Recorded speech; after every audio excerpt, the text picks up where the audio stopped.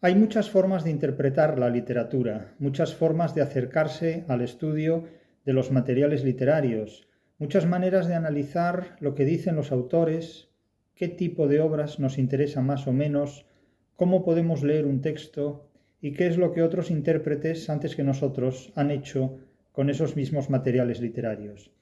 Pero cuando hoy día una persona tiene interés por estudiar la literatura, tiene dos opciones, básicamente tiene dos opciones.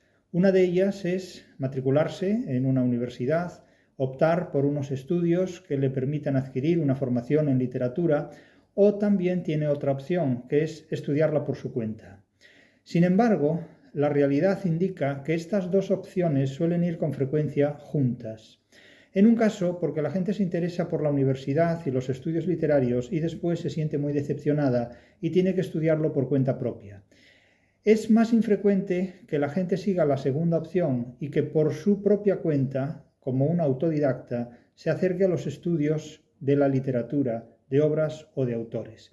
Esto último ocurre, pero tanto en un caso como en otro nos encontramos con muchas deficiencias, muchos obstáculos y muchos problemas. Yo ofrezco una manera de acercarse a la literatura muy diferente a todas las demás, muy diferente incluso a la que las universidades están dispuestas a aceptar y también otras instituciones como pueden ser institutos de enseñanza media, ateneos o centros de investigación particulares que en realidad no suelen optar por caminos originales. Yo lo que ofrezco en mi obra crítica de la razón literaria es un antídoto contra la infantilización de los estudios literarios, contra lo que en otros contextos hemos llamado la neotenia de la literatura.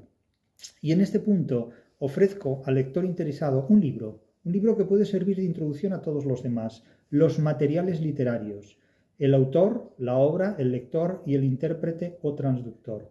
Aquí ofrecemos la posibilidad de acercarnos a la literatura, cualquier tipo de literatura, y por encima de cualesquiera ideologías, no importa la ideología que tenga el autor ni la que tenga el lector o el intérprete. La literatura no tiene ideologías, las ideologías las tienen las personas.